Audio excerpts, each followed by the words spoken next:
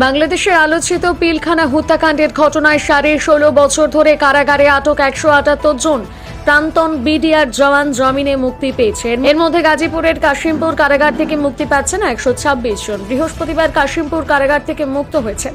পিলখানা হত্যাকাণ্ডের ঘটনায় দায়ের হওয়া বিস্ফোরক মামলায় জামিন পাওয়া এই 178 আসামির জামিনখানা বুধবার ঢাকার কেরানীগঞ্জ ও কাশিমপুর কারাগারে পৌঁছয়। সেসব জামিন নামা যাচাই বাছাই শেষে অন্য কোনো মামলায় আটকাদেশ না থাকায় তাদের জামিনে মুক্তি দেওয়া হয়েছে।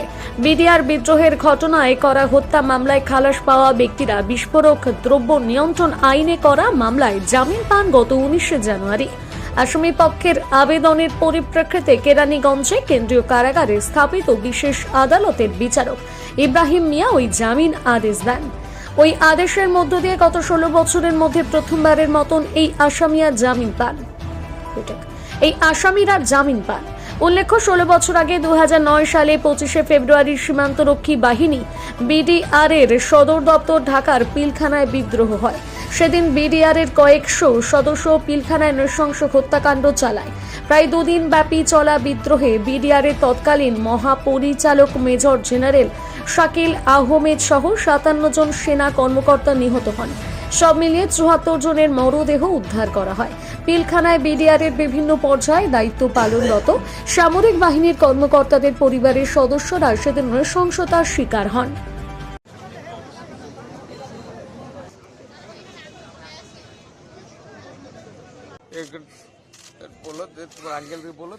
কেমন লাগতেছে?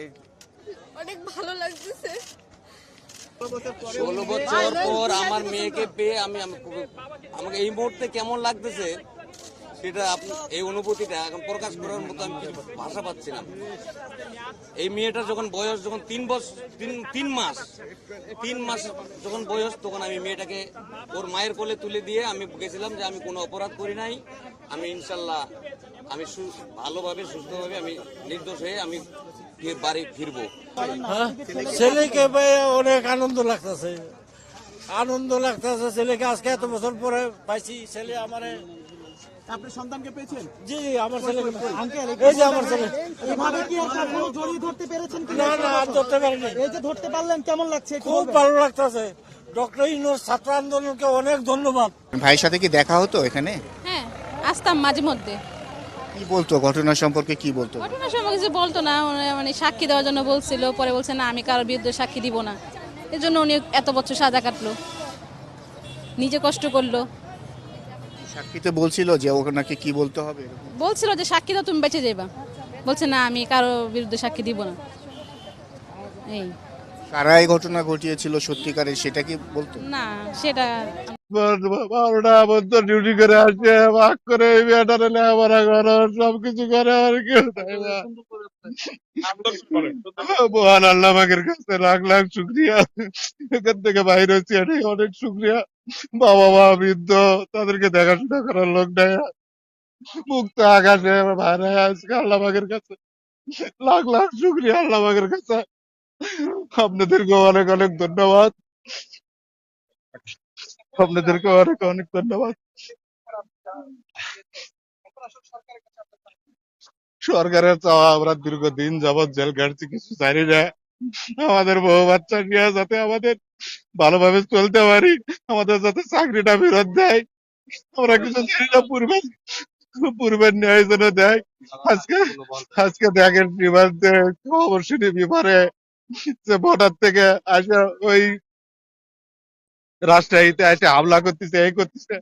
আর যদি মিডিয়ার সদস্যরা থাকতো, ওরা কিচ্ছু করতে পারতো না। বাঙালিদের উপরে হামলাও করতে পারতো না, কোনো কিছু করতে পারতো না। এই মিডিয়াররা বলার পাহারা দিচ্ছে। কত সুন্দর মিডিয়ার নাম শুনলে তারা ভাইগা চলে যেত, আর আজকে তারা আমাদের উপরে হামলা করে। এর চেয়ে দুঃখজনক আর কি হতে পারে? আমরা চাই আমাদেরকে আবার চাকরিতে পুনর্বহাল করা হোক। এই 18,500 মিডিয়ার তারা অপরাধ আমি মনে করি। আমি কথা বলতে পারতেছি না।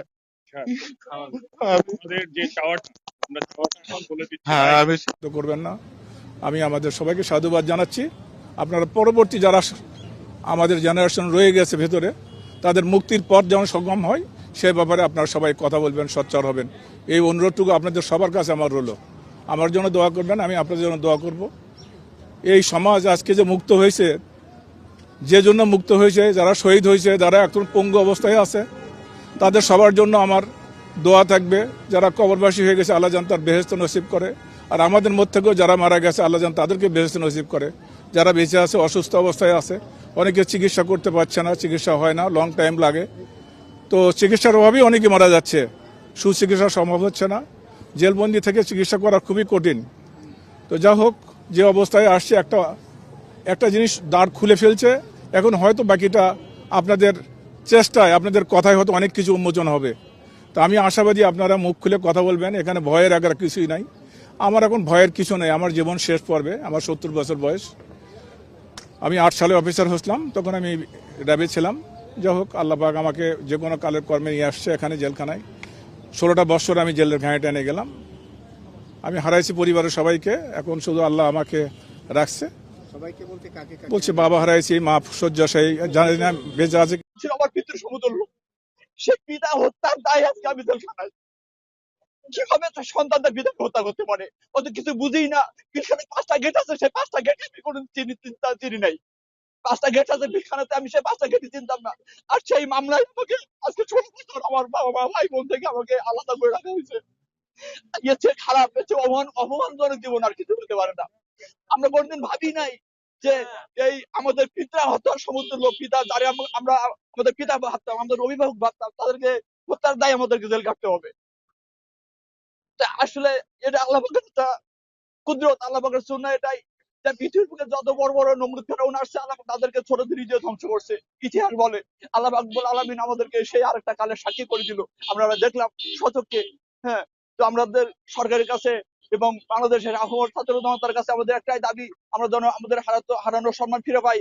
আমরা যেন বাংলাদেশের প্রান্তিক জনগোষ্ঠী সেই বিচ্যুত না হই কারো কাছে। আমরা যেন সম্মান নিয়ে মাথা উঁচু করে যেন আমরা এই দেশের নাগরিক হিসেবে আমরা যেন বেঁচে থাকতে পারি। সেজন্য আমরা আমাদের সবাইকে আমরা যেন চাকরি ফিরে পাই এবং আমাদের হারানোর সম্মান ফিরে পাই। সরকার যেন আমাদের জন্য সে একটা ব্যবস্থা করে দেয়। সেদিন স্মৃতি আপনার তো মনে আছে, আসলে সেদিন কি ঘটেছিল পিলখানায়? আসলে পিলখানার ভিতরে তো সেই সময়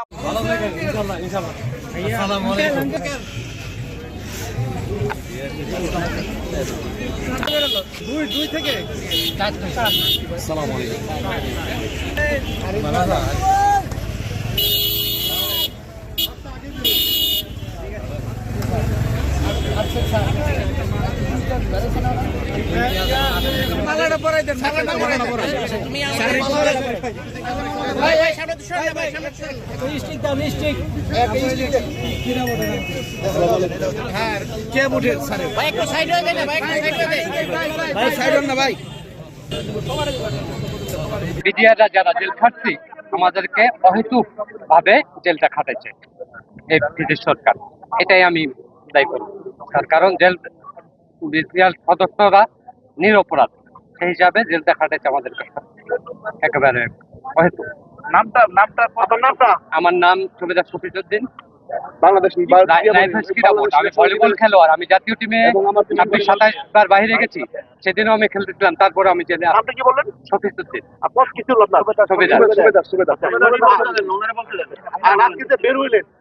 এর অনুভূতি শেষ করা যাবে না।